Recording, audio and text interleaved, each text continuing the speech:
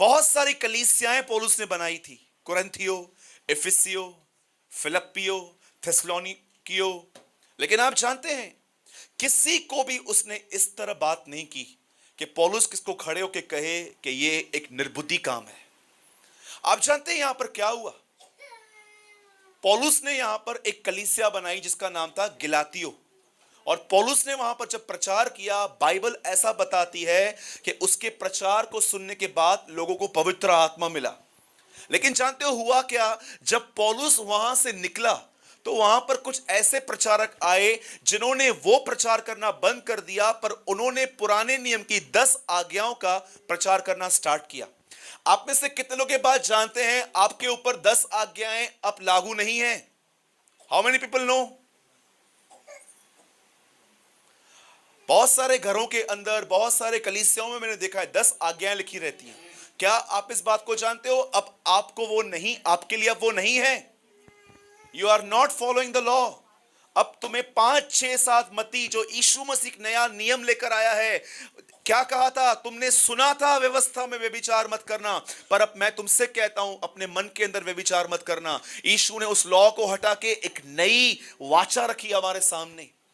अब देखिए यहां पर क्या हो रहा है। पौलुस कहता है क्या तुम में से ऐसे निर्बुद्धि हो जो तुमने आत्मा पे शुरू किया था और शरीर पे अंत कर रहे हो? आप जानते हो सिंपल वर्ड्स में पौलुस क्या कह रहा है कि कोई समय था, कैसे तुमने शुरुआत की थी, पर आज तुम कहां पर अंत कर रहे हो? आप जानते हो मसीह जिंदगी में सबसे बड़ी बात यह नहीं देखी जाती है कि आपने शुरू कैसे किया था, लेकिन यह देखा जाता है कि आप अंत कैसे करोगे। बाइबल एक व्यक्ति के विषय में बताती है, उसका नाम था दाऊद। 17 साल की उम्र में खुदा बाप ने उसका रूहे पाक से अभिषेक किया। उसके अभिषेक करने के बाद जानते हो उसके बाद उसने क्या किया? बाइबल बताती है उसने उसके बाद गोलियत से लड़ाई की, गोलियत को हराया, सिकलग में लड़ाइयां जीती, गात में लड़ाइयां जीती। बाइबल कहती है हर जगह पर वो लड़ाई करने के जीत कर आया। आप जानते हो उसने एक दिन क्या किया? शांत कराइए प्लीज, लिसन वेरी। चाहिए तो आप भले पीछे ले जाइए, पानी पिला दीजिए उसको, कोई बात नहीं सिस्टर, आप लेके जाइए, नो इशू, हम 2 मिनट ठहरेंगे, डोंट वरी, बच्चे हैं वो करेंगे।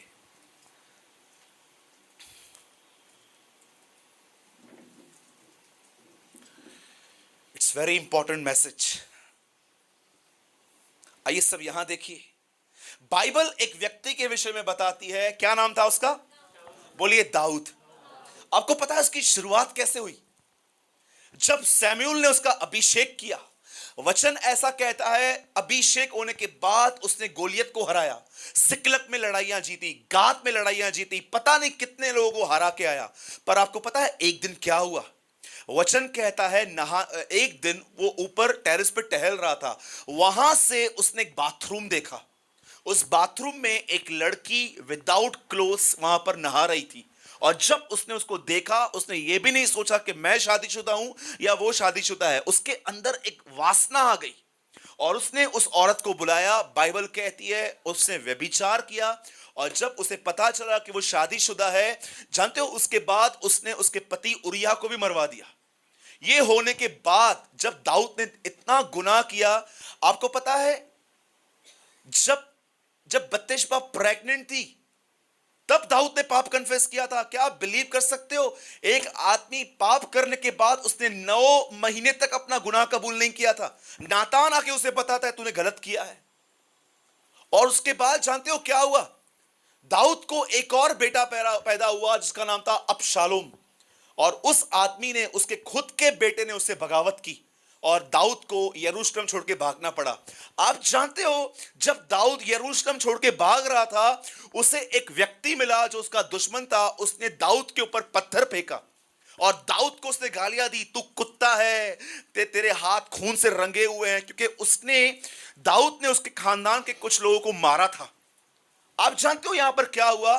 दाऊद ने जब देखा कि एक व्यक्ति मुझे गालियां दे रहा है, दाऊद ने अपने सेनापति से कहा, उसके सेनापति ने उससे पहले कहा कि मैं इसको मार के आऊंगा। दाऊद बोलता है नो, डोंट टच हिम, कुछ मत करना, प्रभु ने अलाउ किया है मुझ पे ये सब। और जानते हैं कितना स्पिरिचुअल दिखता है यहां पर दाऊद। हमें लगता है दाऊद माफ करके आगे बढ़ रहा था, लेकिन मरने से पहले दाऊद ने अपने बेटे सिमी को बोला, अपने बेटे सुलेमान को बुला के कहा, सुन, एक काम कर, आज से बहुत साल पहले किसी ने मुझे श्राप दिया था, तो मेरा बेटा है ना, जा, इंग्लिश में लिखा है, kill this grey hair man, इस पक्के बाल वाले आदमी को मार दे। और जानते हो उसके बाद क्या लिखा है? ये बोलने के बाद दाऊद सो गया। क्या आप ये बिलीव कर सकते हो? एक आदमी ने शुरुआत कैसे की थी और अंत कैसे किया? अनफॉरगिविंग, किसी को माफ न करके वो मर गया। एक और व्यक्ति, बाइबल कहती है फलिस्तीनियों को हराने के लिए उसका अभिषेक किया गया था। एक दिन एक लड़की उससे मिली, दलीला, शिमशोन को। एक तरफ इतना स्ट्रॉन्ग शिमशोन, दूसरी तरफ उसके अंदर एक वीक शिमशोन था जो लड़कियों के सामने अपना लूप होल्स खोल रहा था। आखिर जानते हो अंत क्या हुआ? उसकी आंखें फोड़ दी गई और उसके ऊपर बिल्डिंग गिरी और बाइबल कहती है दब के मर गया। एक और व्यक्ति जिसका नाम था एलिया, आप जानते हो शुरुआत क्या थी? बाल के नबियों को बोलता है, बाल है तो बाल के पीछे आओ, परमेश्वर है तो परमेश्वर के पीछे आओ। इजबेल ने उसको एक चीज क्या कही? वचन कहता है छुप के चला गया। प्रभु उसे बोलता है बंद कर मिनिस्ट्री, एलिशा को दे दे। डर की वजह से उसकी सेवकाई खत्म हो गई। बाइबल भरी पड़ी है ऐसे लोगों के साथ जिन्होंने शुरुआत बहुत अच्छी की थी परंतु अंत उतना ही बुरा किया था। आज आपके सामने मैं एक सवाल रख रहा हूं, जब आप प्रभु में, आप डिफरेंट चर्चेस से यहां पर आते हैं, जो भी लोग यहां पर से हैं या आप किसी और चर्च से हैं, नो प्रॉब्लम। आज सिर्फ एक बात को अपने बारे में सोचो। मैं चाहता हूं आप अपने विषय में आज ये बात सोचो, जब आप प्रभु में आए थे उस दिन को याद करो जब परमेश्वर के वचन ने आपसे बात की थी। आपको किसी ने नहीं सिखाया था, आप बच्चों की तरह रोके प्रार्थनाएं करते थे, वचन समझ में नहीं आता था तो भी पढ़ते थे। कलीसिया स्टार्ट होने से पहले 15 मिनट पहले पहुंचते थे आप। आराधना सब चलती थी। कई बार आराधना पूरी होने के बाद भी आप खड़े रहते थे, आपको पता तक नहीं होता था कि आराधना पूरी हो चुकी है। कोई आपको आके बोलता रहा बैठो आराधना पूरी हो गई है। आप सोचो स्टार्टिंग में आप ऐसे थे, पर आज क्या आपके अंदर वो उन्नति बनी हुई है? आपने शुरुआत बहुत अच्छी की थी, पर अब मुझे बताइए आप अपना अंत कैसा करोगे? क्योंकि बाइबल के अंदर आज मैं आपको एक ऐसे व्यक्ति से मिलाता हूं, उसने शुरुआत बड़ी घटिया की थी पर उसने एंड इतना ग्लोरियस किया है कि वो आशीषित हुआ। और अगर आज आपको ऐसा महसूस हो रहा है कि ब्रदर ये बात सच है कि कोई टाइम था मैं उन दिनों को मिस करता हूं पर मुझे वापस वो दिन नहीं मिल रहे हैं क्योंकि अब बदन सुस्त हो गया है या तो मन जो है संसारिक हो गया है, इसीलिए मैं उसको पा नहीं पा रहा हूं। सुनिए, वचन कहता है एक व्यक्ति था जो अपने बाप का सब कुछ लेके चला गया। सब कुछ उड़ाने के बाद जब उसे एक नौकरी मिली और उस नौकरी में काम था सुअरों को खाना देना। और इतनी भूख लगती थी उसे कई बार बेचारे को कि कई बार जब वो देखता था ना कि अब कुछ भी नहीं है, सुअरों की फलियां लेके वो कभी कभी खाता था। और एक दिन वो इतना टूट गया, उसने ठाना वो बाप के पास वापस जाएगा। और जब बाप के पास वापस गया, मैं आपसे एक सवाल पूछना चाहता हूं, मुझे इस सवाल का उत्तर दीजिए। मुझे बताइए, बेटे ने बाप को देखा पहले कि बाप ने बेटे को देखा? पक्का? सोच समझ के बताइए। जब वो बेटा वापस आया तो बेटे ने पहले बाप को देखा कि बाप ने बेटे को देखा? मुझे बताइए, अगर बाप ने पहले बेटे को देखा तो मतलब इंतजार कौन कर रहा था? बेटा कर रहा था? बाप कर रहा था। आपको पता है उस बाप ने उसको क्यों देखा? उसे आशा थी एक दिन ये वापस लौटेगा। क्या आपको पता है आपकी और मेरे जिंदगी में सबसे बड़ी प्रॉब्लम क्या है? कितने लोगों को आज परमेश्वर ये कह रहा है, लौट आ, कम बैक। हाँ जी,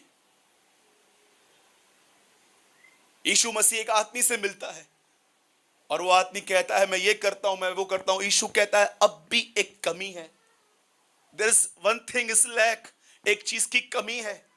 कितने लोग ये बात जानते हैं? 100 जो बेड़े थी जब एक खो गई, क्या आपने इस वचन को पढ़ा? उसने एक को लेके आनंद मनाया था। उसके पास 99 लोगों का आनंद नहीं था जितना उसके पास एक का आनंद था। कितने लोग हैं आज जो ये महसूस कर रहे हैं, ब्रदर मैंने बहुत अच्छी शुरुआत की थी पर मुझे आज ऐसा महसूस हो रहा है मेरा अंत उतना ही बुरा हो रहा है। क्या आपको पता है आपको इन दिनों में क्या करने की जरूरत है? क्या करने की नीड है आपको? कौन सी चीज है? आइए, मैं आज प्रचार नहीं कर रहा हूं, प्रचार मैंने बहुत कर लिया। आज मैं आपसे बात करना चाहता हूं, मैं आपसे कुछ पूछना चाहता हूं। कौन सी चीज है, कौन सी वो चीज है जिसको जो आज आप महसूस कर रहे हो, ये चीज मेरे उस डिवोशन को तोड़ने का रीजन है? डिवोशन समझते हैं? एक लगाव जो खुदा के साथ आपका था, एक प्रेम जो उसका आपके साथ था, इन दिनों में वो लगाव कम हो गया है। कौन सी चीज है आपके अंदर? उस चीज को लक्ष्य बनाओ, उस चीज को टारगेट बनाओ। यीशु मसीह कहता है तुझ में अब भी एक कमी है। क्या कमी थी? वो कहता है मैं ये नहीं करता हूं, मैं वो नहीं करता हूं, मैं ये नहीं कर, मैं वो नहीं। यीशु कहता है एक चीज की कमी है। आज अपने आप से आज पूछो, आप चर्च आते हो, आप प्रेयर करते हो, आप वचन पढ़ते हो, पर आप इन दिनों में परमेश्वर से प्यार क्यों नहीं कर पाते हो? उसका रीजन क्या है? कौन सी चीज आपके और परमेश्वर के बीच में आई है?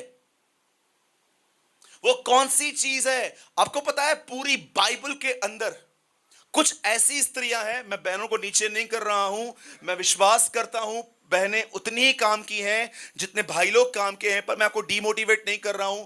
क्या आपको पता है बाइबल कुछ ऐसी स्त्रियों के लिए भी बताती है जिन्होंने पूरी तरह से शैतान की सुनी?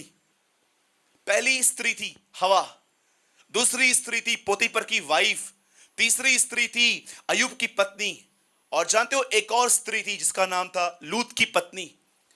कभी भी बाइबल में ये वर्ड नहीं आया हवा को याद करो, पोतीपर की वाइफ को याद करो, पर बाइबल ऐसा क्यों कहती है लूत की पत्नी को याद करो?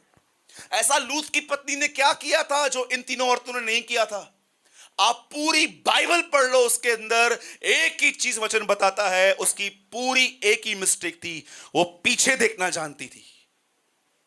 पौलुस कहता है कुरिन्थियों को, जो गिर गया है उसे क्यों उठाता है? कौन सी चीज है जो आपको यीशु की तरफ नहीं देखने दे रही है?